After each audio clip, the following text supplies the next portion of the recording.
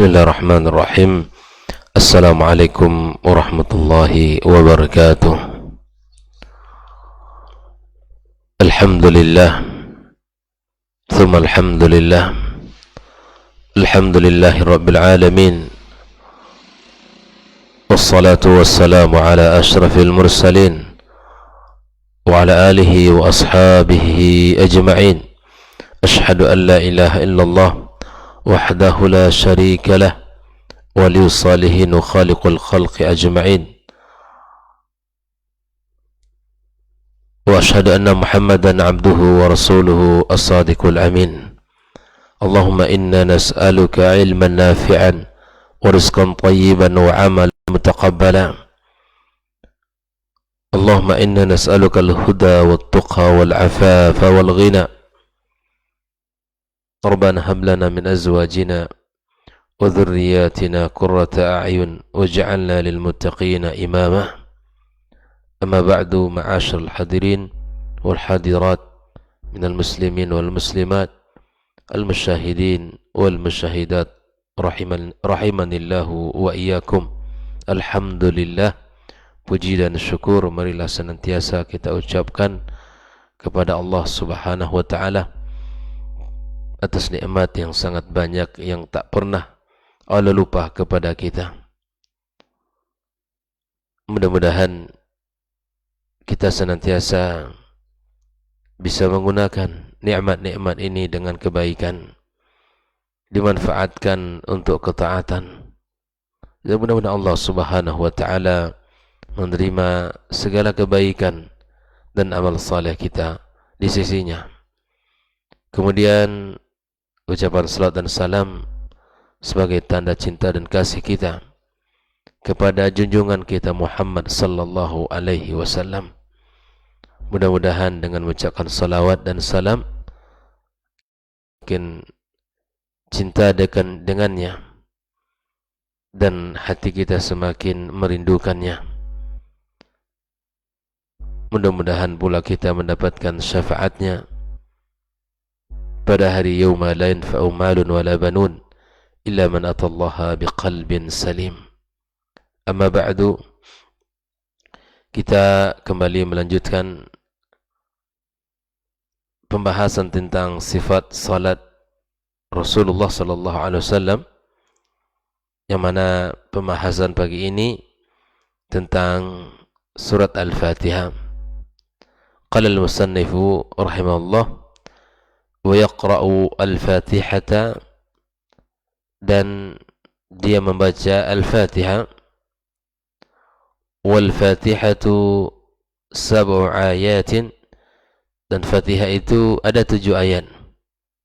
Awaluha, pertamanya adalah Alhamdulillahi Rabbil Alamin, wa akhiruha ghairil maghdubi alaihim waladdallin.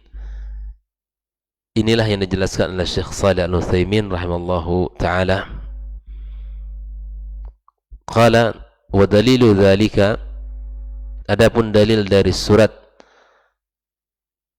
atau bacaan surat Al-Fatihah ini dalam salat, hadis Abi Hurairah, dari hadis Abi Hurairah radhiyallahu taala anin Nabi sallallahu alaihi wasallam qala, dari Nabi dia berkata, qala Allah tabaraka wa taala, Allah berkata,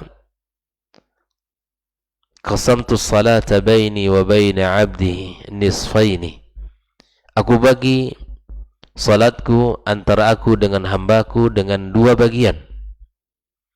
Fa nisfuha li, dan separuhnya untuk aku, wa nisfuha li abdi, dan separuhnya bagi hambaku. Wa li abdi ma sa'ala, bagi hambaku apa yang ia minta. Artinya Allah akan memberikan apa yang kita minta. Yaqulul abdu, ketika seorang hamba berkata atau membaca Alhamdulillahi Rabbil Alamin, yaqulullahu ta'ala, Allah berkata pula, Hamidani abdi. Di saat kita membaca Alhamdulillahi Rabbil Alamin, maka Allah mengatakan, hambaku memujiku. Sebagaimana kita jelaskan tadi bahwa Allah membagi salat kepada dua bagian. Bagian yang pertama untuk hambaku dan bagian kedua untuk aku. Maka Allah Ta'ala mengatakan ketika seseorang membaca Alhamdulillahi Rabbil Alamin, maka Allah akan berkata hamidani abdi, hambaku memujiku. Wa yaqulul abdu, ketika seorang hamba mengatakan Ar-Rahmanir Rahim, qala Allah, Allah langsung mengatakan asna alayya abdi, hambaku menyanjungku.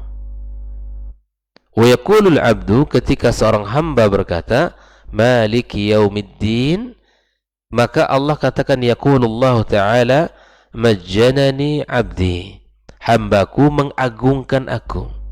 Subhanallah. Ketika kita membaca 3 ayat di depan ini, maka Allah katakan dengan apa yang disampaikan Nabi ini sallallahu alaihi wasallam. Wa yaqulul abdu, ketika seorang hamba berkata tadi maliki yaumiddin, maka Allah katakan majjadani abdi, hambaku menyanjung atau mengagungkan aku.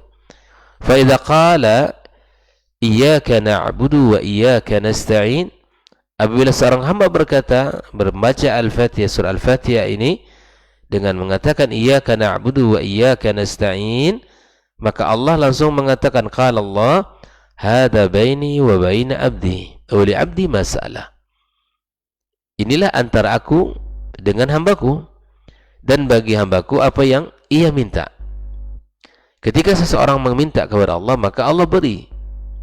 Qala fa idza qala, apabila seorang hamba berkata ihdinas siratal mustaqim, tunjukilah aku jalan yang lurus, maka Allah katakan qala hadza li abdi, ini bagian hambaku, wa li abdi ma sa'ala, dan bagi dia apa yang ia minta. Hadis riwayat Imam Muslim.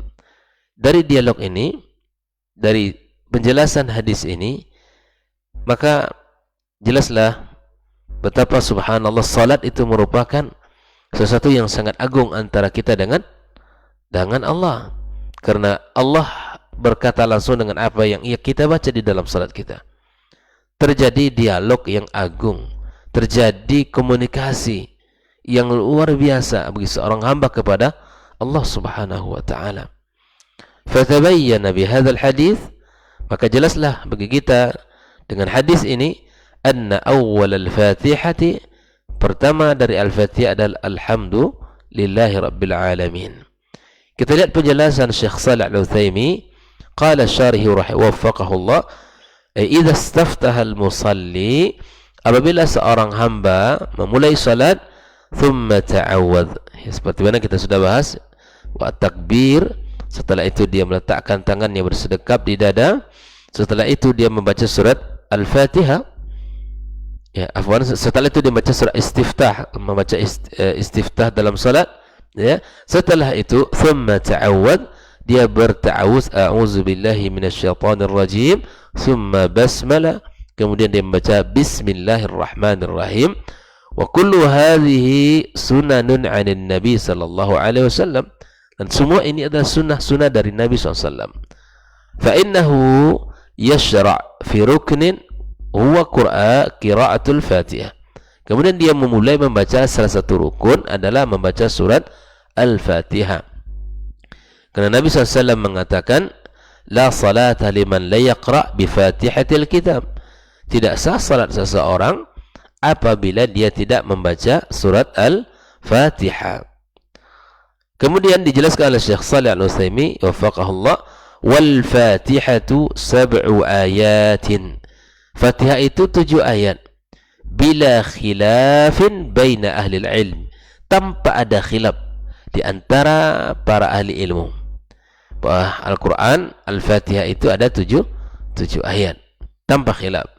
Liqaulihi subhanahu wa ta'ala walaqad atainaka 7 minal mathani wal Qur'anil azim, itulah kami berikan kepada engkau wahai Muhammad 7 minal mathani, ini nama salah satu nama dari surat Al-Fatihah. Surat Al-Fatihah itu ada beberapa nama yang disebut oleh para ulama, ini berdasarkan nas-nas yang ada, di antaranya adalah ya, 7 sab'an minal masani atau as-sab'ul mathani, 7 ayat yang berulang-ulang. 7 ayat yang berulang-ulang. Ya. Kemudian di situ tidak ada khilaf ulama ya. Sekali lagi tidak ada khilaf ulama bahwa surah Al-Fatihah 7 ayat. Dan di antara ayat nama daripada surah Al-Fatihah adalah as-sab'ul mathani. Lakin kata Syekh Shalih Al-Utsaimin, akan tetapi ikhtalafa ulama'ul 'addi al-Qur'ani fi 'addi as-sab'i hadhihi min aina yabda. Yang terjadi khilaf adalah dari mana memulainya. Jelas ya? Al-Fatihah 7 ayat, tetapi yang menjadi perbedaan mereka dari mana ayat 1-nya, ayat 2, ayat 3 sampai ayat 7-nya. Ini yang terjadi khilaf kata Syekh Shalih Al-Utsaimin. Fa fil 'addil kufi misalnya dalam hitungan Al-Kufi dari Mushaf Al-Kufi, wa huwa alladhi alaihi rasam Mushaf Al-Madinah An-Nabawiyah, seperti yang tertera dalam rasam Mushaf Madinah, ju'ila raqmul ayat al-ula ba'da al-basmalah, dijadikan ayat yang pertama setelah basmalah, ya, Bismillahirrahmanirrahim, yang terdapat pada surah Al-Fatihah. Wa hadzal haditsul ma'thur 'an Nabi sallallahu alaihi wasallam, dan ini dalam hadis ma'thur, terdapat dalam hadis yang maksud dari Nabi sallallahu alaihi wasallam dalam Sahih Muslim, dalla ala anna al-basmalata laysat ayatan min al-Fatihah, menunjukkan bahwa basmalah ay bismillahirrahmanirrahim dalam yang tertera di dalam setiap surat kecuali surat At-Tawbah, maka dia bukan dari surat Al-Fatihah. Wahia sab'un bi an takuna al-ayatul akhira fi rasm mushafina al-maqsumatan ila ayataini, di mana 7 dengan ayat yang terakhir dalam mushaf kita terbagi kepada 2. Firman Allah, ihdinas siratal mustaqim, as-siratal ladzina an'amta 'alaihim, ini 1. Ghairil maghdubi 'alaihim waladdallin, ini 7-nya. Jadi siratal ladzina an'amta 'alaihim ini yang ke-6, dan ghairil maghdubi 'alaihim waladdallin itu ayat yang ke-7-nya. Fatakunu alamatul ayati ba'da qawli ta'ala ihdi siratal ladzina an'amta 'alaihim, hadhil ayatu sadisa thumma allati taliha hiya sabi'ah. Kalau dimulai dari alhamdulillah. Nah, ini yang terjadi pada surat Al-Fatihah. Wa ala hadzal 'add al-Hijazi wa ghairuh. Wa hadzal haditsul 'azim fihi bayan. Di dalam hadis yang mulia yang kita baca tadi, yang agung tadi, maka fihi bayan jalalatul Fatihah, menjelaskan keagungan surat Al-Fatihah. Hatta sammaha Rabbu subhanahu wa ta'ala salatan, sampai Allah mengatakan surat ini sebagai salah namanya. Wa jaa fi sahihaini min hadithi Ubadah ibn Samit radhiyallahu ta'ala anna an-nabiy sallallahu alaihi wasallam qala la salata liman lam yaqra bi Fatihatil kitab. Perhatikan ini, bahwa tidak sah salat seseorang di mana ketika dia tidak membaca surat Al-Fatihah.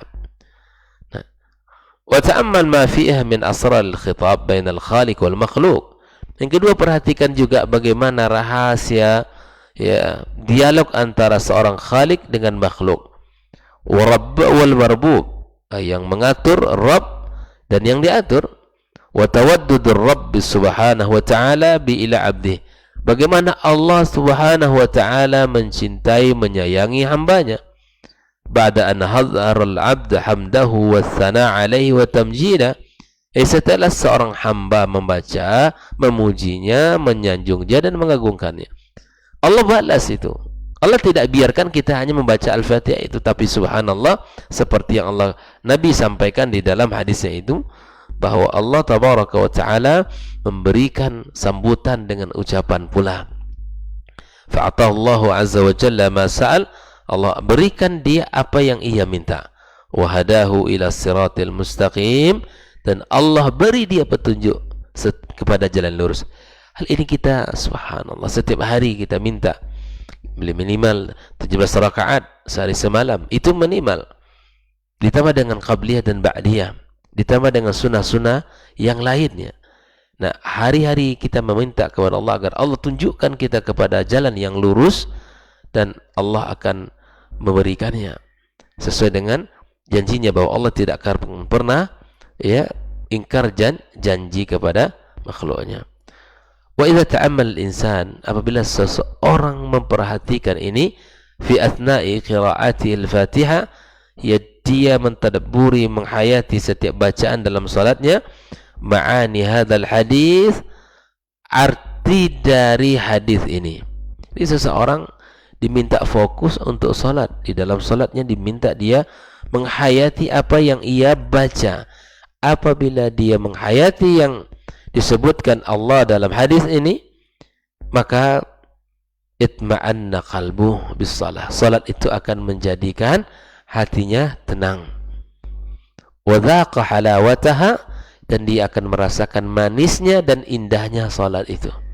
Bayangkan ya, kalau salat kita hayati dengan ketika kita alhamdulillahirabbil alamin membaca al-Fatihah, alhamdulillahirabbil alamin, Allah langsung mengatakan hamidani abdi, hambaku memujiku.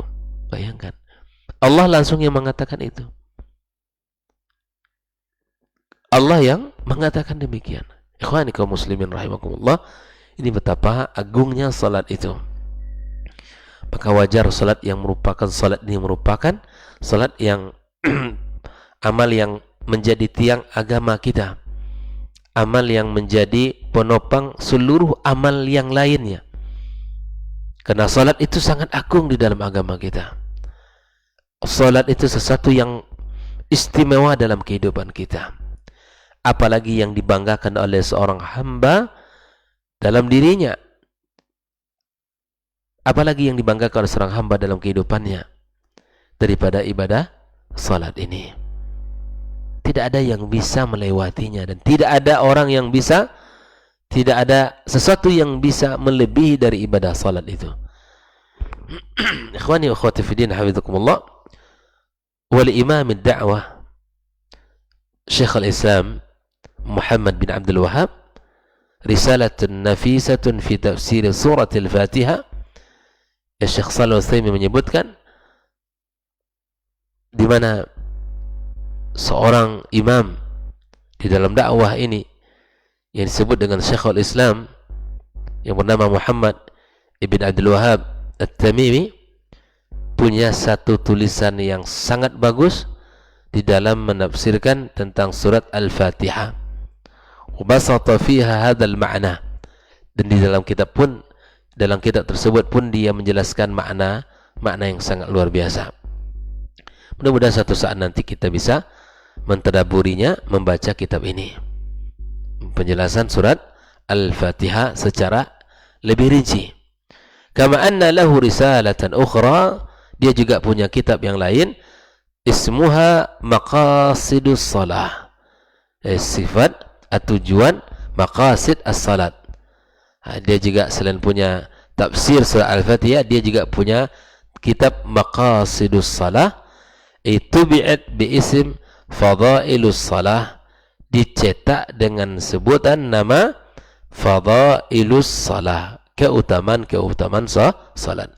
Yang bagi, kata Syekh Shalih Al-Utsaimin, menasihati kita semuanya, alal muslim ayya'taniya biqira'atiha, bagi setiap muslim untuk membacanya. Saya tidak tahu apakah sudah ada terjemahannya. Wa hiya uraiqatun yasiratun ya'rifu biha al-mar, hanya beberapa lembar kecil saja, lembaran tipis saja yang diketahui oleh seorang hamba qadra dzauqis salatis, kedudukan, keutamaan, keagungan salat, wal ikbali 'ala Allah tabaraka wa ta'ala fiha, dan dia merasakan betapa dia datang menghadap Allah ketika dia dalam kondisi salat. Ikhwani, surat Al-Fatihah mesti kita tadabburi, kita dalami maknanya, betapa banyak faedah-faedah dan keutamaan-keutamaan yang terdapat pada surat Al-Fatihah tersebut. Ya, karena selain dia, Nabi juga menyebutkan bahwa seluruh isi Al-Quran itu terkandung pada surat Al-Fatihah. Terkandung pada surat Al-Fatihah. Dan tentu ini keutamaan yang sangat luar biasa. Ya, kemudian di samping itu juga surat Al-Fatihah ini bisa kita jadikan bacaan ruqyah kita. Bacaan ruqyah kita.